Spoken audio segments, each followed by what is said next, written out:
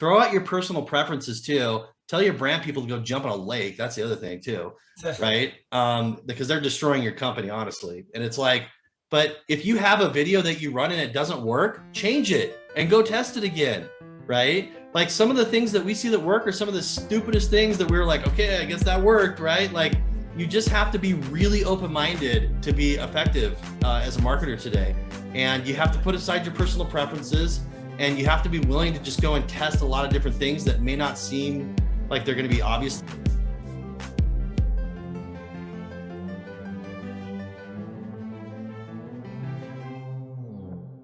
What is up, Modern Commerce listeners? I want to show you an amazing app we've been using called Triple Whale. You can check it out at trytriplewhale.com. It has all of the business health metrics and growth metrics you could possibly need all in one place, right? So everybody can get on the same page. This has revolutionized our ability to help grow brands and collaborate with brands. Everyone can get on the same page on the most important metrics. So if you're a media buyer, you can come into this and you can just use this little pin icon right here, and you can pin to the top the most important stuff to you. So if I'm a media buyer, I might have ROAS, I might have ad spend, I might have new customer ROAS, right? But if I'm an owner, maybe those things aren't as important to me. Maybe I just want, net profit, show me the net profit, show me the sales, right? Show me the number of orders.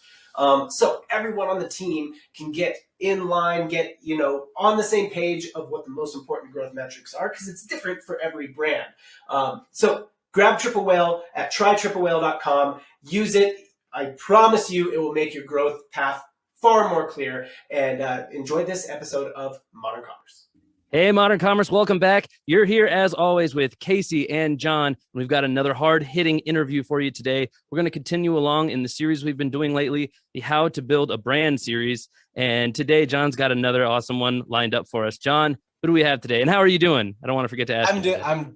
I am doing well. Yeah, don't forget to ask me how I'm doing. It is tradition on the show. So I'm doing well, and I am very excited about today's is high profile. A lot of people know this brand, and we have some of the people who really put this brand on the map. So we have Dan, Bischoff, and Chris, who were part of the team that launched Purple Mattress. And I will let them introduce themselves, tell you how they got involved with Purple and how and what their roles were there. But yeah, Dan, Chris, kick it over to you guys. I'm gonna kick it to Chris first, because he was there at Purple before anyone. So you gotta go first since you were there first. My housekeeper is like vacuuming behind me, and so like, you're good. That's podcasting. That's how I'm like, this is perfect timing. And then another really strange story. I have this old guy in my neighborhood who's really rich. Like he sold all land around us. And my wife's like, hey, he keeps showing up at the house because he wants to ask you what to do with all of his money. I mean, this guy's like 98 years old. And right as we were starting here, he was like showing up at the door, dinging the doorbell. Like I still haven't talked to this guy, so like everybody's showing up right at the beginning of the podcast. So that's what my life's like right now. But yeah, you gotta go tell him what to do with his money. Sorry, it's weird, but yeah, I'm Chris Knudsen. My partner Dan Bischoff here. We have an agency we can talk about later, but yeah, as Dan was saying, I was the first person at Purple before Purple was Purple, and so the two founders that founded Purple hired me in the spring of 2015 to come in and help them figure out what Purple's brand was going to be, how are they going to take it to market, the product offering, all of those questions that you have when you're launching a business. They basically placed on me and brought me as the original chief marketing officer for the business there. And ultimately, we did it in stages, but ultimately launched the brand January of 2016. So that's the abbreviated. I'm not sure how much detail you guys want to get, or maybe Dan wants to introduce himself. But yeah, that was great.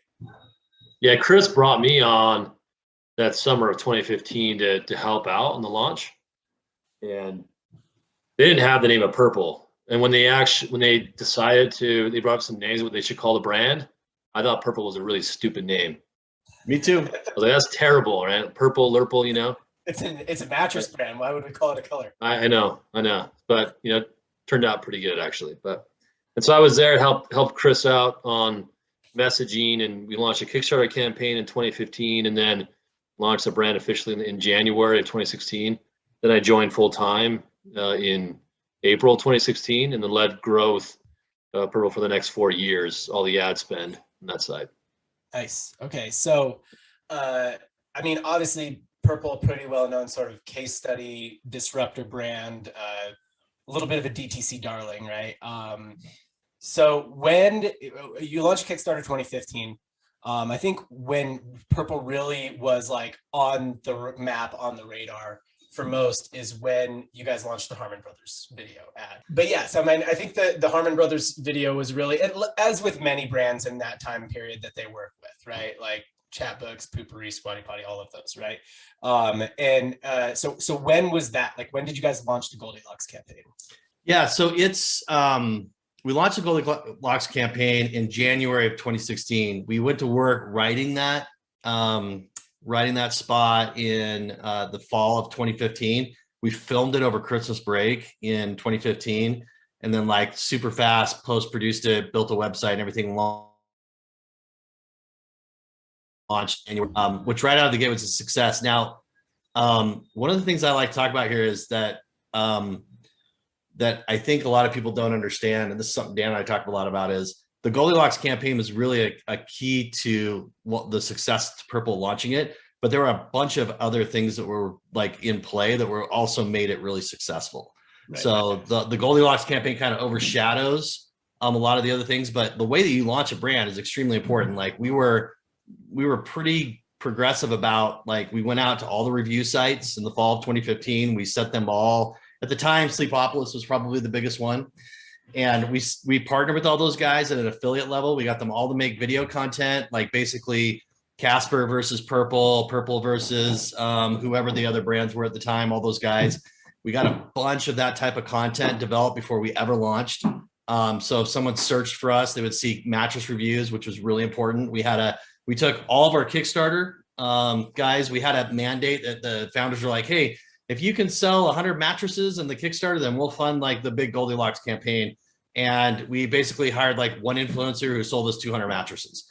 And so it was easy. So, but that was Dan's idea to do the Kickstarter campaign, and it worked really well. And we went back to all the Kickstarter guys and we said, hey, we'll send you a free pillow. Now that you've got your mattress, we'll also send you a free pillow if you'll go into Amazon and you'll leave a review. And at the time you could get away with that. Right. Now it's a little bit different, the Amazon environment, but like having the Amazon listings up, having the reviews in there, like having the mattress review sites. We were doing influencer stuff before influencer stuff was like a thing. Like we had a lot of that kind of, we weren't using it in ads the way we do now.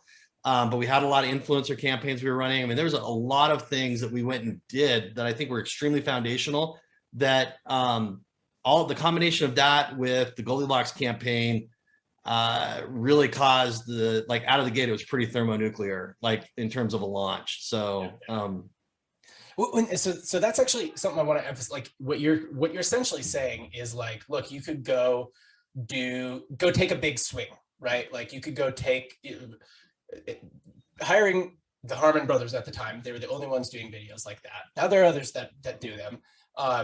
It's not cheap, right? Like, and they actually don't even work with everybody. So like, you could go do that, take a big swing. And at that time, it's a good chance it's going to get you a good return.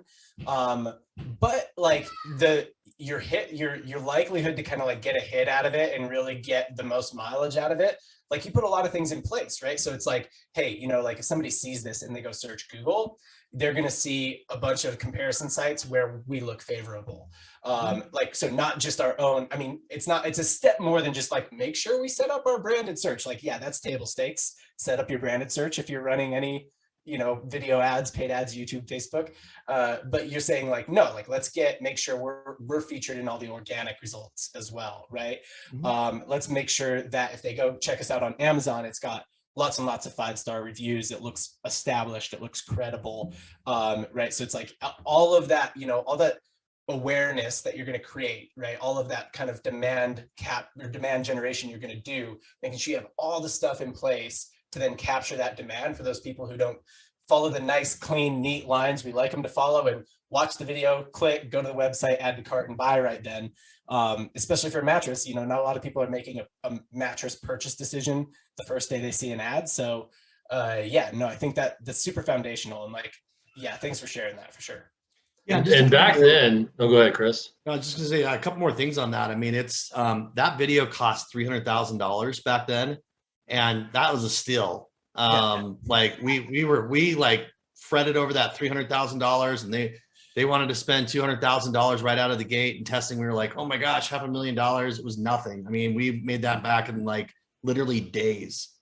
And so yeah, I mean, it was the Wild West in social platforms back then too, like penny views and all this kind of stuff that, like, with long form, especially today, is not, you know, frankly, as nearly effective. Like, you know, like Dan and I talk a lot about, we're like, hey, if we were going to launch Purple today, we would do it very differently, right? It's not 2015 anymore. It's not 2016. The platforms have changed a lot. Platforms figured out they got wise really fast. They were like, hey, why are we letting stuff go viral just to go viral? We should make them pay for that. And they do, right? And that's now the case. And you guys know that as well, right? But the other thing that we did too, that I think super, like, maybe really, really interesting for your listeners is, I had this theory too, at the same time that we launched the Goldilocks video. I said, hey, what if we made some really cheap videos and we tested those videos against the Goldilocks video, right? And so we had a guy who was working with us at the time who came on to Purple later, Scott Dastrup, who's just an awesome, like, video guy. He's our go-to video guy, right? He was at Purple and he is now on a bunch of other stuff. We just did a shoot with him this week. And I went to Scott and I was like, hey, if I got $10,000, could we make like 5 videos that we could take and run and test against Goldilocks? Like, this, just use some shorter form type stuff, right? And he's like, absolutely, I'll come up with some concepts and some ideas. And he did one video in there that was like, when I saw it, I was like, this is so bad. We had like a spring bed. It was like metal springs. And we took these superhero dolls, and we were bouncing them on this metal spring. And I was like, oh my gosh, this is so bad. I almost didn't greenlight that video. And as Dan can attest, because he ran a bunch of spend behind it, that video is probably responsible for tens of millions of dollars in sales, and it cost us $2,500 to make. It actually out converted Goldilocks on YouTube. Yeah. As far as like a direct response, you know, compared to Goldilocks. And we had 40-some million views on that thing too. And it was very cheaply made. But the message was right on. And Scott, even before that, when we're looking to launching the brand, mattress keywords like $20 a click.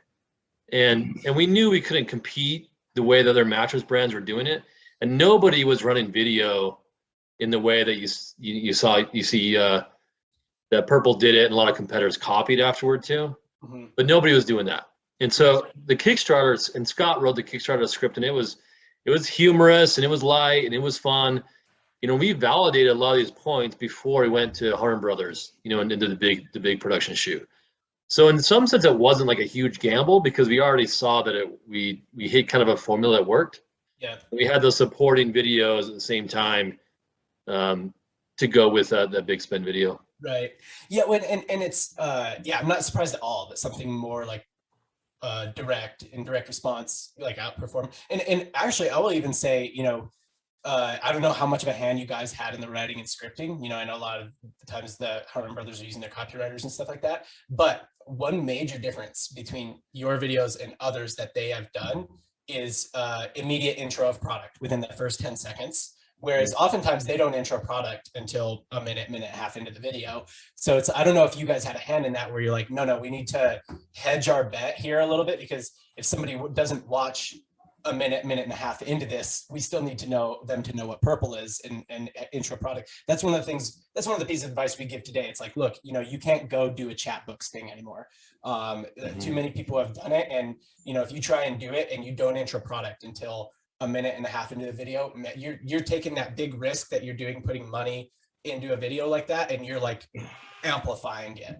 But what? Yeah, just on that point too. Maybe Dan, you remember, like, didn't the Goldilocks, or one of the videos we were running, like, the brand was introduced like at 120 into the video, and everybody was dropping off at like 118 or something like that, and we were like, remember that? Yeah, and that was all. A few things there. We did have like 25 different intro versions of that. And something that we learned from that too, I mean, the big reason that worked is that intro was quickly like, what's a super easy way to know if your mattress is awful? And so you are making people aware of the problem that they have, they might not know they have. Yeah. So right off the bat, it's like, how do you know if your mattress is awful?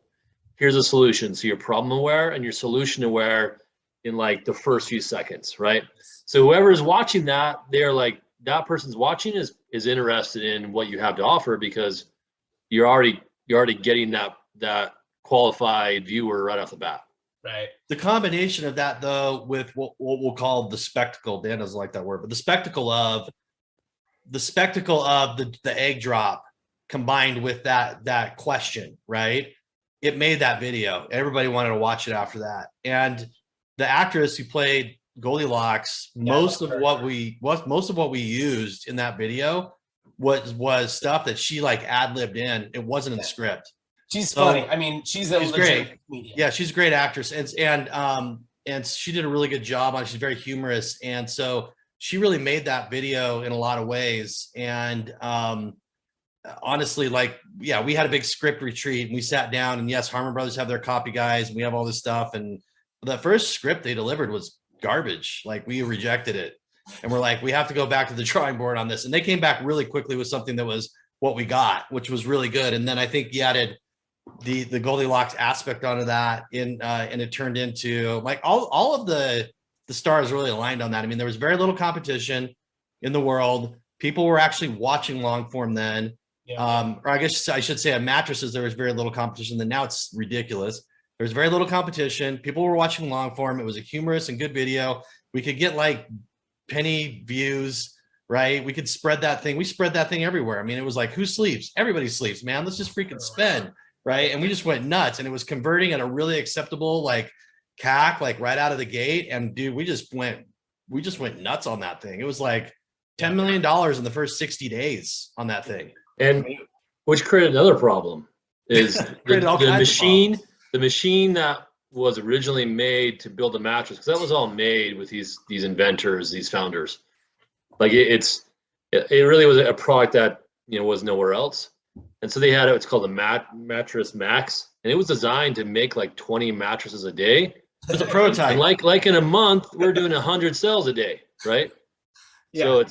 So that put us in a different problem. Hey, we're gonna have your mattress to you in 4 to 5 weeks. Dude, the mattress could produce like 20 mattresses a day, and the team that was like the production team could make like 10 a day, because they didn't even have like the supply chain figured out, like a bunch of stuff. I was like, what are you doing? Like, I had to bring a consultant in from the outside who probably saved the day, honestly, on Purple, to fix the supply chain issues really, really fast, or else we would have run that thing right off a cliff in the summer of 2016 easy. Yeah. Yeah. So that is like, the common story from those, when you blow that time period, right? It was a very arbitrageable time period in YouTube, Facebook. So you guys keep kind of alluding to this and saying like, look, if we were to launch it now, we wouldn't do it exactly the same. But I'm gonna highlight a couple of things I'm hearing, and a couple of things that I think are circumstantial, because I think that, I think the thing that a lot of founders do is they look at a Purple, right? And maybe they have a sleep company, maybe they don't, but they see, oh, here's how they do it, I'll just follow their playbook. And the truth is, you can't, right? Like you can't launch movement watches today. You can't launch Chubbies today. You can't launch Purple mattresses today the same way. So, but a thing that I'm hearing that you can do, that like principally the thing that you guys did is in the mattress game, you zigged when others zagged. So like in the mattress game at that time, the name of the game was win demand capture. And even when we're going to do demand gen, we're going to do it in the solution aware or problem aware category, right? So really it's kind of just demand capture extended, where we're going to do kind of us versus them, and review sites, that kind of, like, those were the only kind of demand gen things that were happening, where you guys said, how can we go one step up to people who are not problem aware, like people who are fully unaware of what the problem with their mattress is, right? And they're aware that they like feel pain in the morning maybe, but like that is like true demand generation. And especially the way that you guys structured campaigns, Dan, we were talking offline about, it's like we used video views, like, and that's true demand generation, because the algorithm is just truly finding people who are gonna view. So like that was a zig when the rest of the mattress industry was zagging at that point in time. So I think that's an evergreen sort of concept, right? But I think that the exact tactics you used at that time maybe wouldn't work if you were trying to launch Purple today. It's interesting you say that, because we talk about this all the time. You're exactly right. By the way, the zigzag book, that was our playbook for launching Purple. Like literally, like we had that book and we read it and we are like, oh, this is what we're trying to do. And it was Jeff Harmon at Harmon Brothers. He's like, dude, you got to read this book, because I think this is what we're trying to do. And I was like, you're exactly right. I read the book in like a night and I'm like, yep, you're right. And that was the playbook. Dan and I talk about this all the time. We're like, we had a very big revelation maybe 18 months ago. We were working with a client where they had produced a lot of long form video and it just wasn't working. And so they hired us. They're like, hey, can you guys come in and figure this out? And we were like, okay, you're just running long form right now on platform. Yeah. Okay. So immediately we started going out and cutting down a lot of that video into less than 30-second video with a really strong DR model behind us. We just recut all that video and we're like, let's just create really nice DR videos that are produced. From that, we immediately brought the return on ad spend into like a break even, essentially, with the produced content. And so we were like, okay, well, this is better than losing a bunch of money per unit you sell, right? So we're like, we have to do better, right?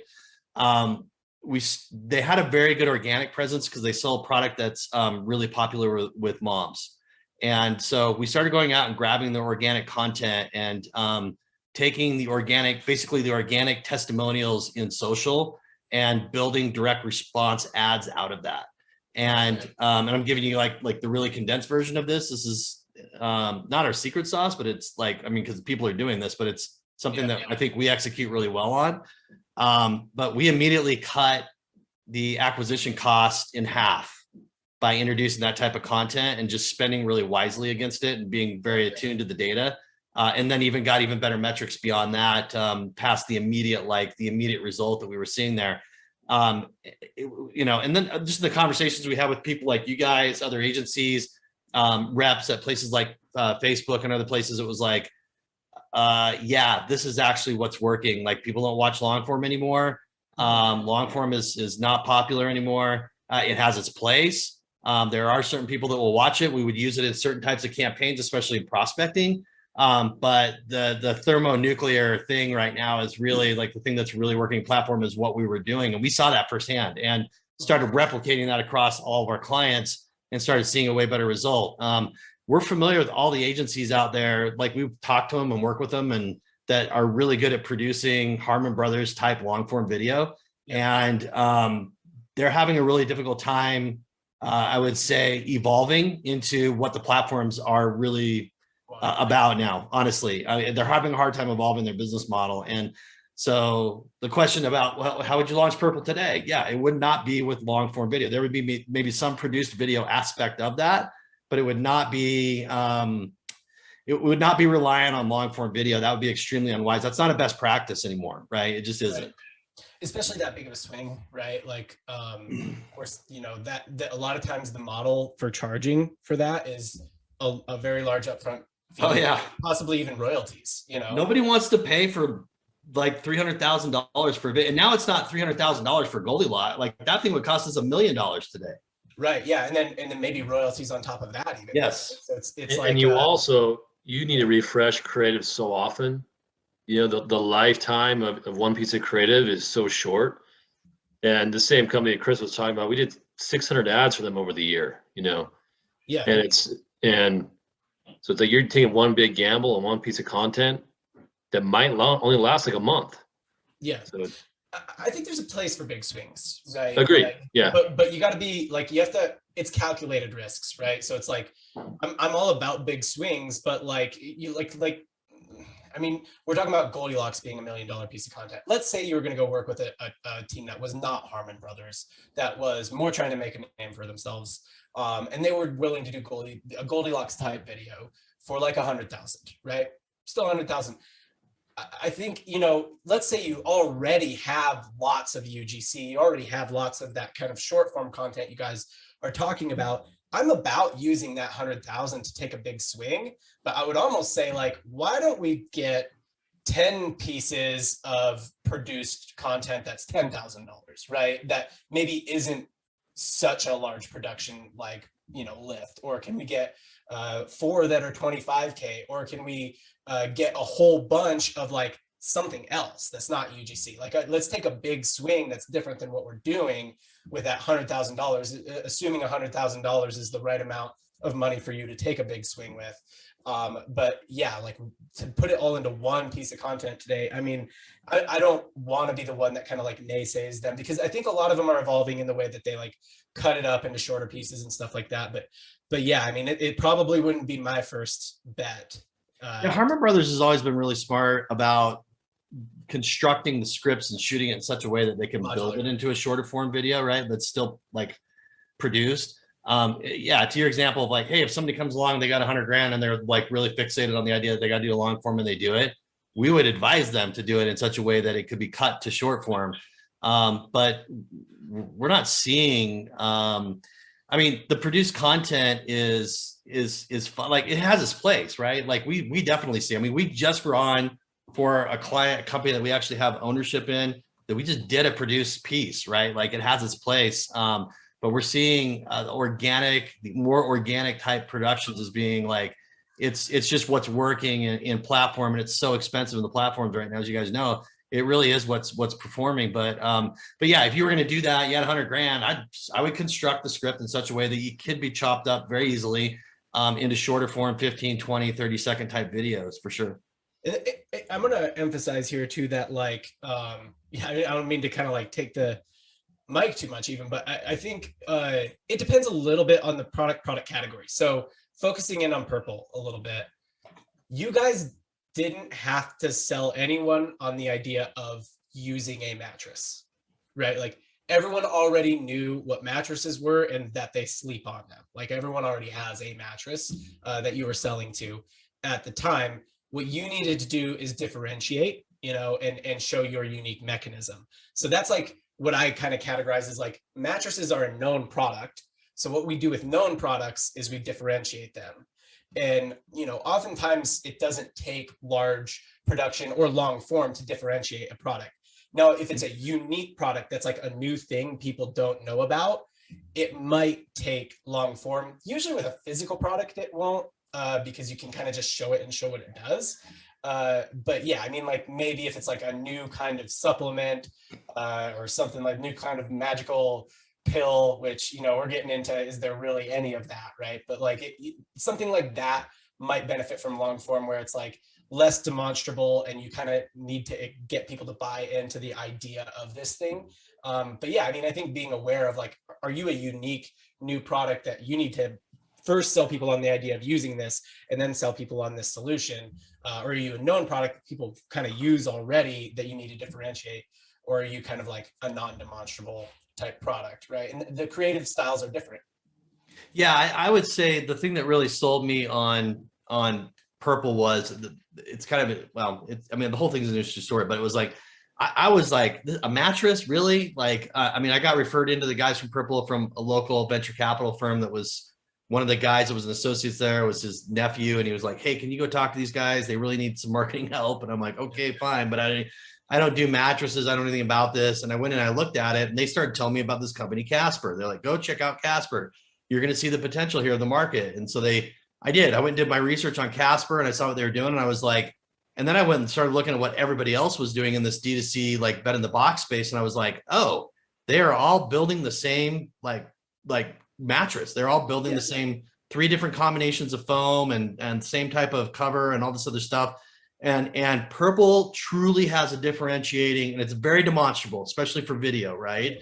Very demonstrable product, great for video, true differentiation. And you can position it easily against the competition, right? You can position it easily against the competition and go win. And I just looked at it, I was like, okay, I get it. I see it. And that's what happened. That's why it won, right? So yeah, and you know, I think it's like you can position it easily against the competition because it had a true unique mechanism. and you don't have to explain what it is to people first, right? So we have a brand we work with, you know, they sell like nut milk makers, right? Like with that, it's like you kind of actually have to explain, hey, like you can make almond milk at home, you know, with something like this first. And then like, so placing that against the competition is like, doesn't really work as well. Cause somebody's like, I just figured out I could do this at home. You know what I mean? Whereas like you guys were like, you already know about mattresses, but look at this thing. And it is different. Like all you have to do is look at it. You don't even have to see the demo and you know, it's different. Right. Yeah. So it's, yeah, like I think you guys really leaned heavily into what the product already had going for it. Like you threw fuel on the fire that existed.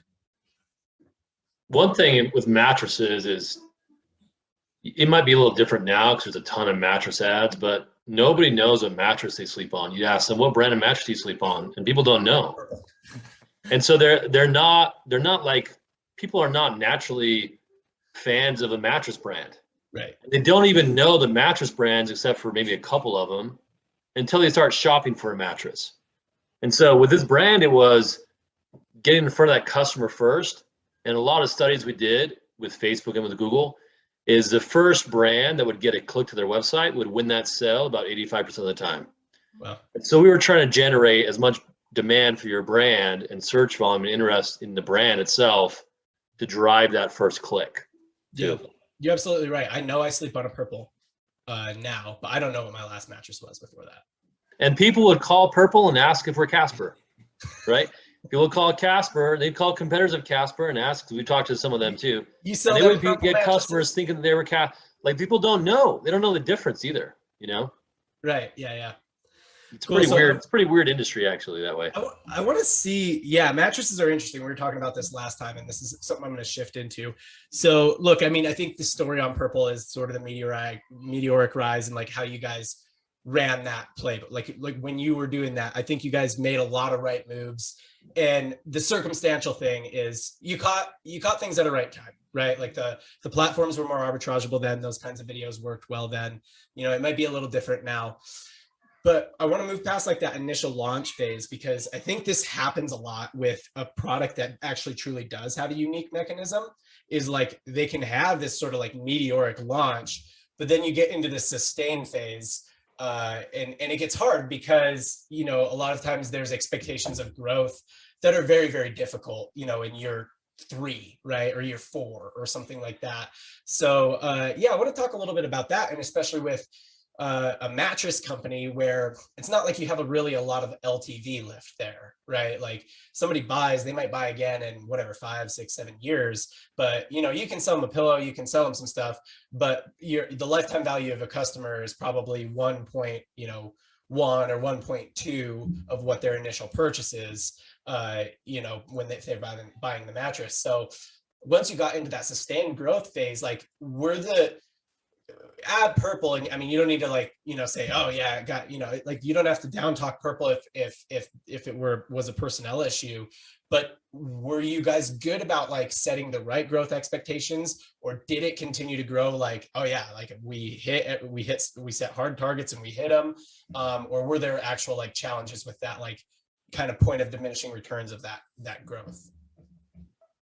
Yeah, that's a loaded question. Yeah, I mean, there's a lot of answers. Questions, so, there's a lot of points to that answer. Yeah. And a lot of different problems. Like we could tackle, you know, one at a time probably. Yeah. There's a few things come to my mind quickly. This is basic. Every brand has these challenges as they reach a certain revenue level where they kind of like plateau with the messaging and what they're doing only hits, you know, a certain percentage of people, and you have to like build upon that and do a different message and reach a different kind of person, right? Mm-hmm. I mean, that's one way we could talk about it. You also have competitors that start gunning for you, and they started like copying every word we would say, even the name of the mattress itself. We call it hyperelastic polymer. They would call it elastic polymer. Like it would copy it to the T. And so even though like we had a very different product, if you're a customer, the customer's probably confused because they're saying the exact same benefits and solutions. And that's a big like creative problem, positioning problem you start having too, as you start getting bigger. Yeah. And then yeah, there's also you know, there was multiple CEOs, you know, at Purple too, you know, and they had What's that? at the same time? No, I mean, Just while I was successively. there. While I was there. So Okay. they're just on their fourth CEO. And now if you count Tony, Chris is the founder like CEO. fourth or fifth, actually. No, Terry's fifth. I mean, yeah. And there's a lot of like, you start growing fast, you get like 60 million the first year, you know, you're close to 200 million the second year. And then there was executives that planned for, way too much. And they started buying too much product, buying too much machines, hiring too many people, or stretching your cash too thin. Then it's like, hey, why can't you guys get the same CAC that you used to get, when you started, and then you get like, and then started going public. And then we get like investment bankers coming in, and I have to sit down with investment bankers who don't know anything about ad spend. And they're asking like, hey, when you're spending 15 grand a month, why was it so much cheaper to acquire a customer than when you're spending 10 million a month? Like, it's like, like they don't get it, right? You have to. Yeah. No, I mean, it seems like it should be cheaper now because you can reach more people or something. Yeah. So, I mean, there's all kind of problems, and we didn't talk about any answers to those, so I don't know which way you want to go. But I mean, the other issue too is you start to get people like everybody that was there that's there at the beginning that's like gonna take a risk. Like I kind of equate it this way. I mean, you have like your startup team, and then you have your corporate guys that come in.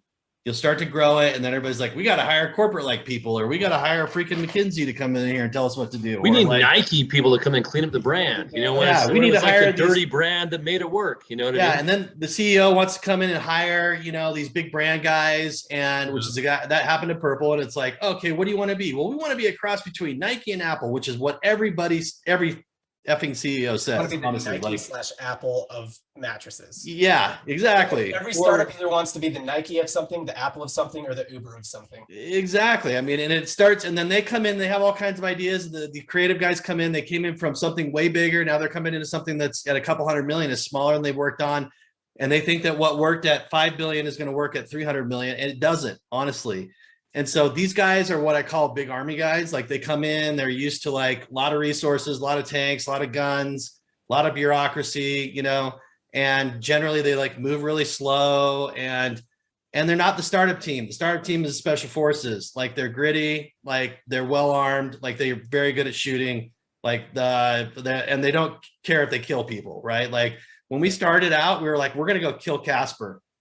Like, I've told Casper. Quite the analogy, by the way. It's quite the analogy. Yeah.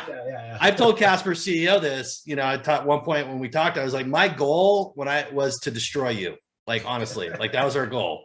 And the takedown, it happened, right? Like, that was 100%. All we ate, drank, and slept was destroy Casper. That's it. And like, we really like Casper. Like, they're great guys. Honestly, it's a good company. Nothing against you. I just, no, they're good people over there, right? Like, so it's but it was our goal 5 years ago. Is like, we have to destroy those guys. Like, you have to have that type of and it's like politically incorrect for the corporate people. No, we just want to make pretty ads. Yeah. And pretty ads don't convert. Honestly, most of the time, pretty ads don't convert, especially in Facebook, Instagram. They definitely don't convert in TikTok. So it just doesn't work. And that's even more so now. But if a creative, send it to clients, Casey. Yeah, definitely. If a creative looks like an ad in Facebook, it's not going to convert. You're done today. That's one reason. If you're going like CTV or even YouTube, different story. Right. But like Facebook, Instagram, if it looks like an ad, it's probably a bad ad. Yeah. Yeah. No, so this is interesting. So first of all, I mean, you said, there's a lot of problems there. We didn't tackle solutions. But we're probably not going to get into like every solution for every of those. And I think that, you might be treading a little lightly because like Purple's been a great experience for you guys, and maybe some of those problems are still problems today. But I think everyone has those problems. Everyone has those problems. And I think that's the thing that I'm glad you acknowledged, right? Because I think that we had this whole thing in e-commerce where a bunch of companies really boomed like hard in 2020, right? And not just the public, like Peloton's, obviously. Oh, yeah.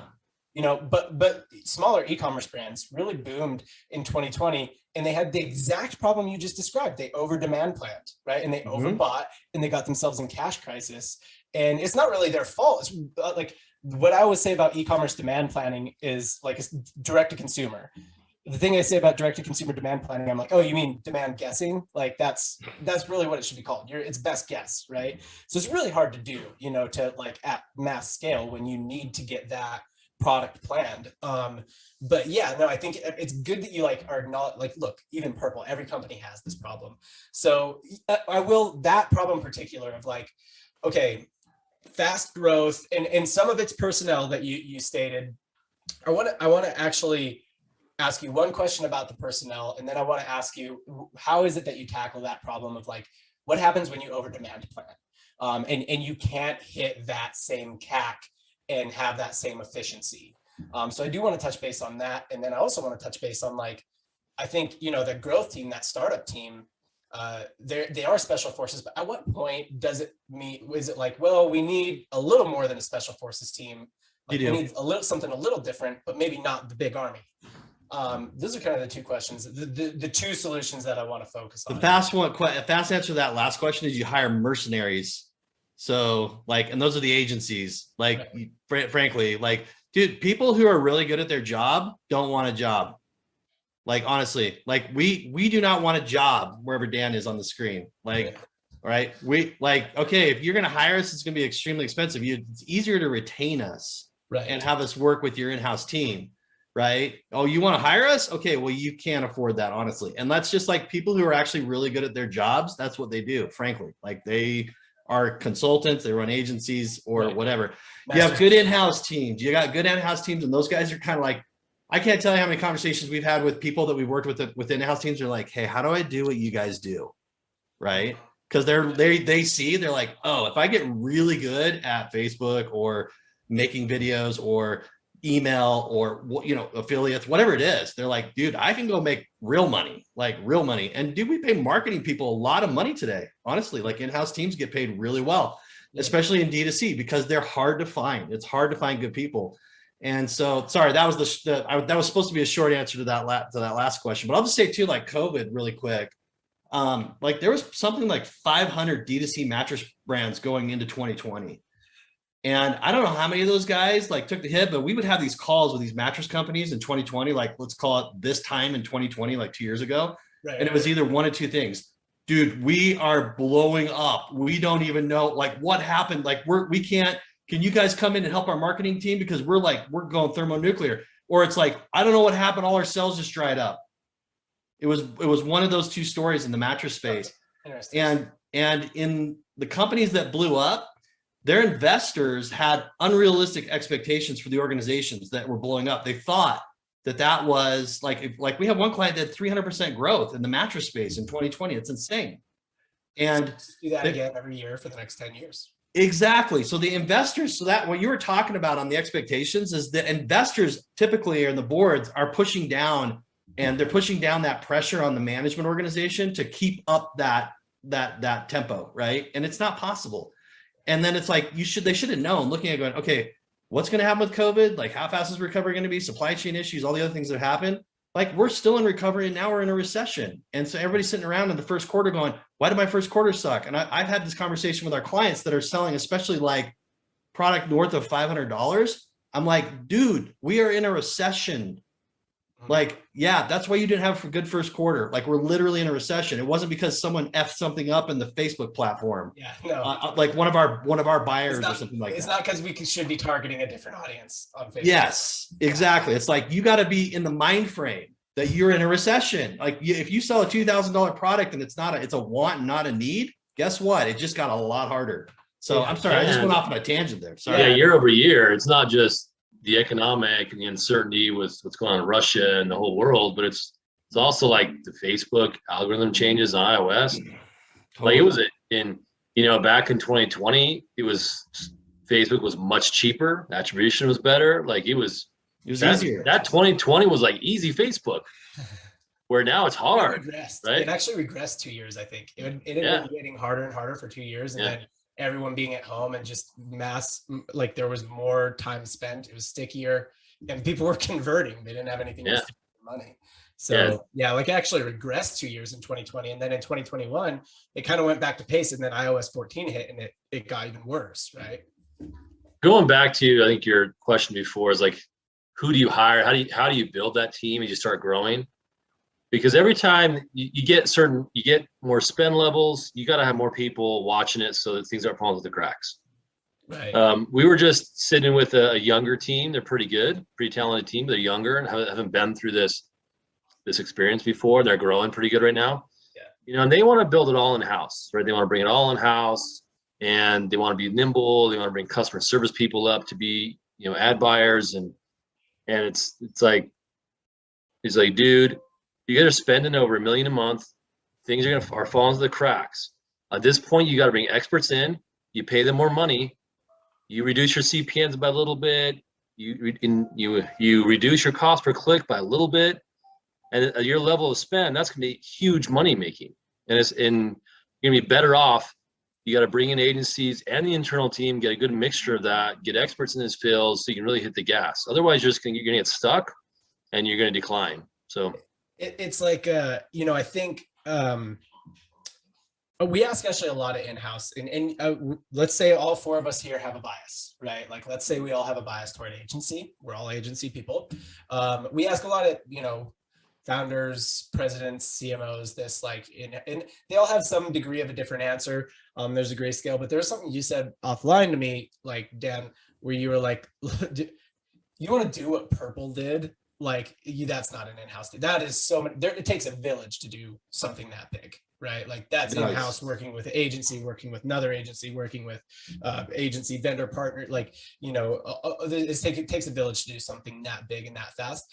And the other thing is, like, when, a second ago, Chris, when you were like, in-house people oftentimes are like, well, how do we, how come we're not able to keep up? It's the thing that I say all the time is, like, there's just no replacement for reps, right? Like, we're big on sports analogies on the podcast. And I actually, like, this is more of a story. I play basketball a lot now. I play a lot of pickup. I play with this guy. I played a little college ball, just community college ball. And he's a really good shooter, like, great shooter.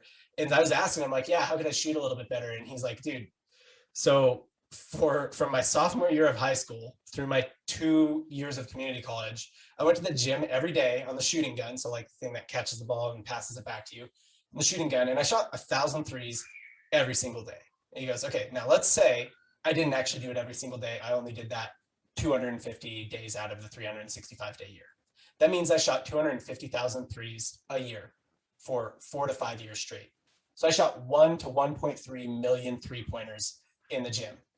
Like, to put that in context, I play a lot of basketball. I maybe shot 50,000 in my life, so it's like, there's no replacement for reps. That's what agency people have, right? That in-house, they've just been through it so many times. They've seen it. Oh, this kind of brand with, product-centric brand, unique product-centric brand, known product. Like, they just have those frameworks built, No, I agree with that. I think another point is, and that when I was growing the Purple side, I had the same thought, bring it all in house. Right. But I hadn't had that level of spend before either. And what also happens is, once you get success, your team leaves you. Oh, yeah. They get recruited, and then knowledge goes away with them. Right. Yeah. And I actually like having an in-house team just for that fact too. It's like, someone leaves, someone has health problems. You still got the agency that has a lot of that knowledge. A mixture, I think, is the best way to go. Yeah. And it also depends on, like, what talent you have on the team, and what you're skilled at, and what the agency's good at. You might need we always had an agency for shopping because they're really good at it, at the shopping side, right? Right. And we also had a big agency doing a lot of the kind of grunt work on Facebook, setting up the campaigns and building them out. We had a couple of employees that I had couple people on, like, the prospecting side of Facebook, and a couple on the retargeting side of Facebook, looking at stuff with the agencies that are doing the others. So it just kind of depends too what you have in house and what you need. So we have a couple of clients right now that don't have in-house marketing teams, and they lean on us for almost everything. And we're like, you guys got to hire an in-house team. Yeah. As your agency, we can only do so much. Yeah. We're like, we can only do so much. So you got to have some guys in here, some people in here who are really good at a couple of different things, and that we can work directly with them. But, like, we can't be your everything. Honestly, we just can't. Like, we got a lot of clients, right? Like, so we're really good at a couple of things, or well, you know, I mean, we consult too. We're good at a lot of things, but like the things that we actually want to sit down and do the tactical work on is that's a really like there's just a couple silos of those things that we'll do, honestly. Yeah, you need someone that's a coordinator, a generalist at least, you know, to coordinate those efforts. That's savvy enough to know how this connects to this, right? Right. Cool. So I think, you know, we'll wrap up here, and I want to say, sorry. The next question I want to ask 2 questions. You're building a mattress, because I think, you know, the series of this is like kind of building a blank brand. So if we're talking to an apparel brand, like how to build, how to grow an apparel brand, how to grow a shoe brand, you know, something like the footwear brand, how to grow a food and beverage brand. I mean, Purple is like, you know, Purple's going to be in the title. But, you know, specifically in the sleep space and the mattress space, what are the unique advantages like of like running maybe whatever high ticket sleep space, mass market product, that kind of thing? And what are also the unique challenges of that? Oof. You want me to go first? Yeah, go ahead. I mean, that's a big question. Go ahead. You'll think it through. I'll just babble on. This is kind of brain vomit out here. Advantages: you can have a higher CAC. Yeah. Right, and that actually helps. Less to you. Yeah, I mean, you get $500 of a CAC. That's you can deal with that at the high price item, right? And you know, faced with today, it's hard to get a good CAC on a lower price item, right? Right. You also have a longer sales cycle, so you don't get that purchase data back for a while. So it's kind of hard to really know on a return of ad spend, you know, for a couple of months, like what's really working. That's a good and a bad. Right. Selling to. Oh, sorry. Go ahead. Go ahead. No, you no, next. go ahead. I totally interrupted you. No, you gotta go after you. Here, I think that people in e-commerce and in D2C, they don't realize that their best friend, their secret weapon, is actually their lowest tech, probably the lowest tech technologies. Okay, so like if you're like really high ticket item, you need to employ a call center. Like you need to have an 800 number on your site. Like people want to, if they're going to buy a $2,000 piece of exercise equipment from you, they want to talk to somebody. They want to know about warranties and returns and all that.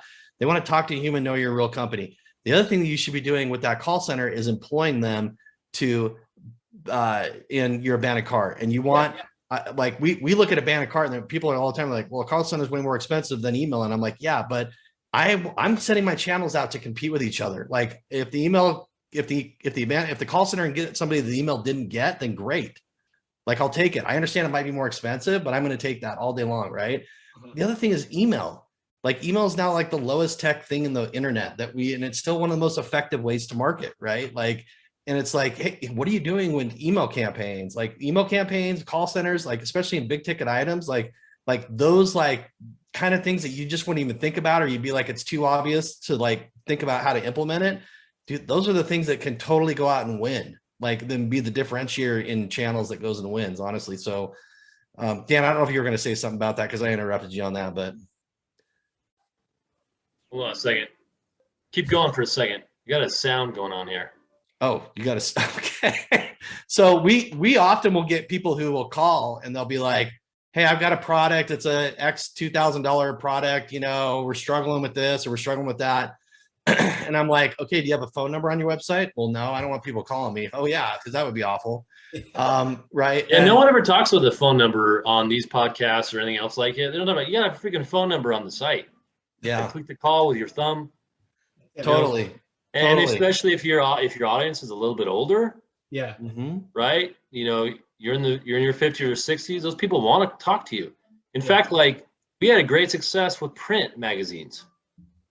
You know, just getting a phone number on Purple, getting a phone number, getting a long form, like almost article, like Ogilvy style, long form written ad letters with a phone number in like AAA magazine, and it crushed it. Got like 1,000 calls over the weekend. Problem was we didn't have anybody answering the phones over the weekend. You know, that's a lesson we learned too. You gotta get people on the weekends answering the phones. Like there's a lot of stuff outside of just Facebook. There's a lot of stuff outside of just Facebook and Instagram and Google that's gonna make you money today. And Chris always talks about the sloshing bathtub. That's like the Warren Buffett thing. You always talk about that. Like the sloshing bathtub is like the thing that worked. Like we're starting to see CPMs sometimes on Facebook, like $100 CPMs. I'm like, go away. Are you serious? Like it's ridiculous. Like, but like the print campaigns are ridiculously low CPMs, right? Television is a ridiculously low CPM. I mean, you run like CTV is big and emerging right now. We don't have a single client that's not interested in CTV.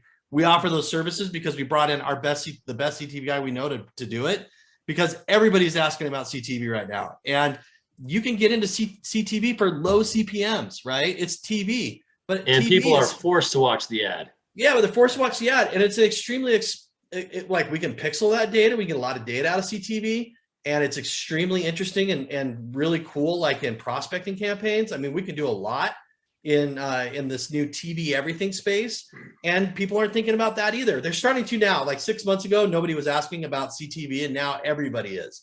And we're like, yes, and we do it. Let's go for it, right? So all these kind of old school things, a telephone, a TV, email, right? SMS is freaking awesome. Like, especially in high ticket products, right? Implementing an SMS campaign is key. We had a client that was a travel client, like they had travel products. And when COVID hit, they're like, we're screwed, we're done.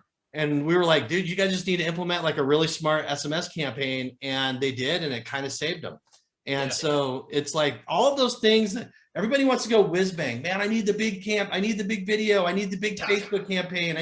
Get me in TikTok right now. And TikTok is really interesting. It's super interesting, but it's the Wild West too, right? Like, so, like sometimes everybody's looking at the big whiz bang thing and they're not thinking about like the blocking and tackling things, right? A telephone number, an email campaign, right? That's where you go win. Yeah, for sure.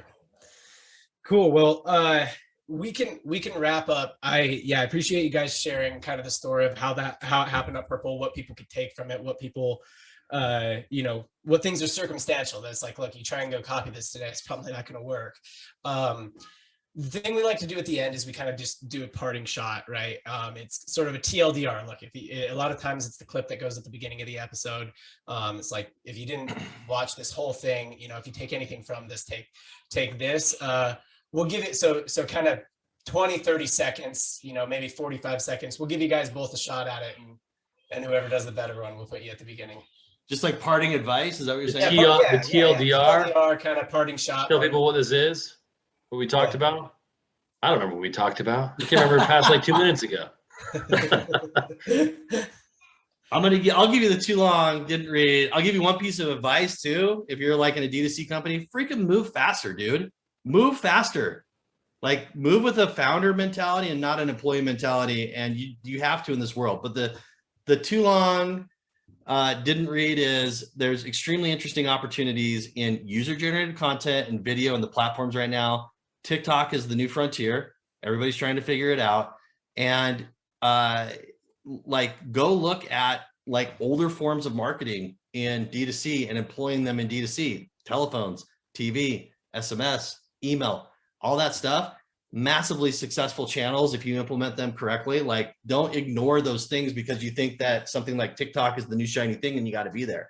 You do need to be there, honestly, right? But you have to have a holistic approach to marketing if you're going to be successful. And if you don't know how to do that, call one of the 4 people on this video. So there you go. Dan, you want to take a shot at it? Anything else to add? Yeah, I mean, just the conversation today. Purple launched, its success was really about building, it's like an infomercial, blocking, tackling with messaging, problem solution. I mean, it was really basic, done in a fun way. But like that you can take today. You just got to build it towards what's relevant today. You got to build it towards like really short form TikTok, really short form user generated, Facebook, Instagram. But all the stuff that made Purple work, the review sites, multiple videos that were cheap, like all the foundation of it is still very applicable today. But you just got to apply it a little bit differently. And if you have a differentiated product, I think you can still do well today, even during a recession. Sorry, to Dan's point about you just got to do things differently. Like test.